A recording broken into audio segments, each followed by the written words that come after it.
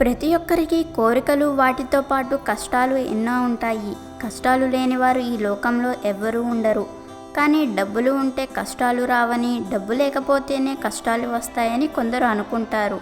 కానీ అలా అనుకున్నారంటే అది తప్పే. కష్టాలకు ధనిక పేద అనే తేడా ఏమీ ఉండదు. ప్రతి ఒక్కరూ అనుభవించాల్సిందే. డబ్బులు ఉంటే ఇన్కమ్ ట్యాక్స్ వాళ్ళు రావటం, ఇలా ఎన్నో బాధలు. ఒకవేళ డబ్బులు లేకపోతే ఆర్థిక సమస్యలు, అప్పుల బాధలు, కుటుంబంలో తరచూ గొడవలు ఏర్పడటం, మనశ్శాంతి లేకపోవడం, ఇలా చాలా సమస్యలు ఉంటాయి.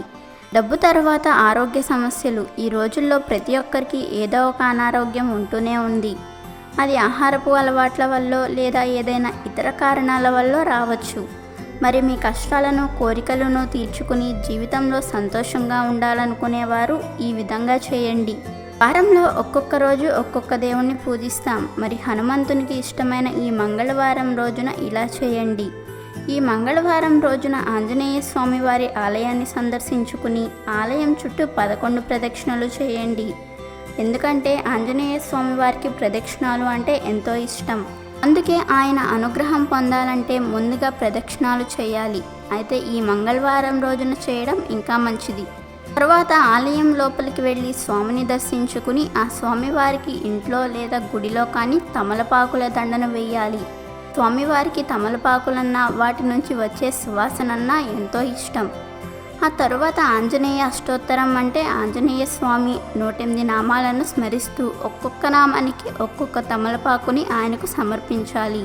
ఒకవేళ అందుబాటులో తమలపాకులు లేకపోతే పువ్వులను సమర్పించాలి. తరువాత స్వామివారికి ఎంతో ఇష్టమైన హనుమాన్ చాలీసా పారాయణం చేయాలి.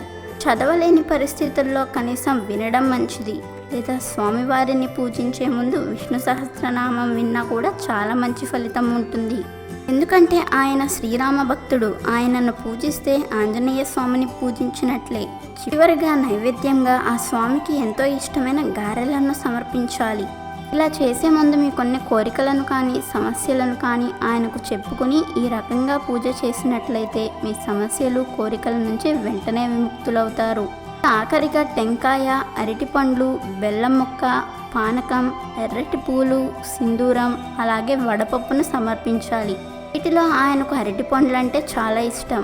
ఎందుకంటే ఆయన వానర రూపంలో ఉంటాడు. అందుకని అరటిపండ్లు అంటే ఆయనకి ఎంతో ఇష్టం. తరువాత ఆ అరటిపండ్లని అక్కడి జనాలకు పంచడం లేదా ఇంట్లో కుటుంబ సభ్యులకు నైవేద్యంగా పెట్టడం వల్ల అఖండ పుణ్య ఫలితాలు మనకి చేకూరుతాయి. ఏ మంగళవారం రోజైతే మీరు ఇవన్నీ పాటిస్తారో ఆ రోజున భోజనం చేయకుండా పండ్లు వంటివి తినాలి.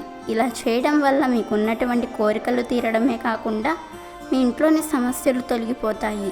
వీడియో నచ్చితే లైక్ చేయండి, షేర్ చేయండి, బట్ సబ్స్క్రైబ్ చేసుకోవడం మర్చిపోవద్దు.